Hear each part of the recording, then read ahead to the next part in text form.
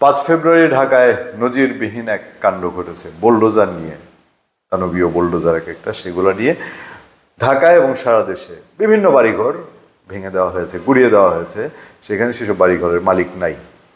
সরকার যে কোনো জায়গায় যে কোনো নাগরিকের, সে যদি অপরাধী, খুনি, অত্যাচারী, শত মামলার আসামি হয়, তাহলেও সরকার আদালতের মাধ্যমে বিচার নিশ্চিত করবেন, বিচারের পথে বিচার যাবে। আমরা এই জায়গাটিতে বলেছিলাম যে এটা একটা দেশের জন্য একটা ঝুঁকিপূর্ণ জটিল ব্যাপার। সেইটা কিছুটা হোঁচট খেয়েছে, আমাদের কথাগুলোই সত্য হয়েছে। আমরা পরবর্তীতে দেখেছি সরকারের দিক থেকে যে বিবৃতিগুলো এসেছে, বিবৃতিতে সরকারও বলেছে এসব না করতে। সেই প্রেক্ষাপটে এর আগের দিন আইন ও সালিশ কেন্দ্র তারা এই ঘটনাকে মানবতা বিরোধী এবং আইন বিরোধী বলে উল্লেখ করেছে। আমরা আপনাদেরকে কন্টেন্টে জানিয়েছি। এবার ট্রান্সপারেন্সি ইন্টারন্যাশনাল আশোকের ক্ষেত্রে আইন ও সালিশ কেন্দ্র, তাদের ক্ষেত্রে আমরা বলেছিলাম এরা আওয়ামী লীগ আমলে আওয়ামী লীগের কাছে খারাপ, বিএনপি আমলে বিএনপির কাছে খারাপ, কেয়ারটেকার আমলে কেয়ারটেকারের সরকারের কাছেও খারাপ। তাদের কথা সবসময় গভর্নমেন্টে যারা থাকে তাদের তিতা লাগে। ট্রান্সপারেন্সি ইন্টারন্যাশনাল সেটাও তাই।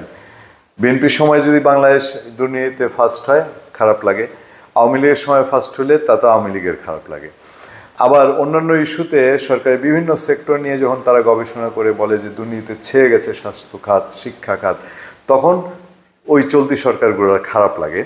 তো সেই খারাপ লাগা মানে সবার চক্ষুশূল সংগঠনগুলোর মধ্যে আলোচিত হচ্ছে ট্রান্সপারেন্সি ইন্টারন্যাশনাল। বলছে ধানমন্ডি 32 নম্বর সহ প্রায় সারা দেশে গত 2 দিনে ভাঙচুরের ঘটনায় উদ্বেগ ও ক্ষোভ প্রকাশ করেছে ট্রান্সপারেন্সি ইন্টারন্যাশনাল বাংলাদেশ, টিআইবি।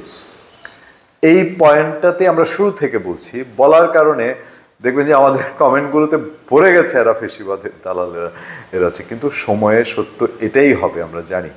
এই কাজটি বিএনপির ক্ষেত্রে হলে, এই কাজটি বর্তমান যে সরকার আছে তার ক্ষেত্রে হলে আমরা এই কথাই বলবো যে কাজটি আইন বহির্ভূত এবং এটা অস্বাভাবিক ভাঙচুর সহিংসতা। ট্রান্সপারেন্সি ইন্টারন্যাশনাল বলছে শুক্রবার বিবৃতিতে টিআইবি এই ঘটনাগুলোকে অস্বাভাবিক ভাঙচুর ও সহিংসতা উল্লেখ করে গভীর উদ্বেগ প্রকাশ করেছে।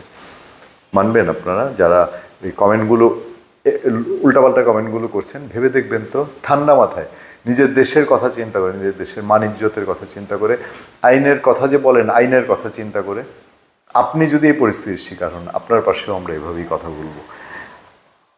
তাই ওই বলি না মাঝে মধ্যে যে আপনার কাছে ফেসিবাদের সংজ্ঞা কি, আমার কাছে ফেসিবাদের সংজ্ঞা কি। সংস্থাটি এসব ঘটনা প্রতিরোধে সরকারের ভূমিকাকে বিবৃতি নির্ভর নির্লিপ্ততা উল্লেখ করে ক্ষোভ প্রকাশ করেছে। আপনারা জানেন সরকার একের পর এক বিবৃতি দিয়ে বলছে না না না এগুলো করা যাবে না, এগুলো করা যাবে না।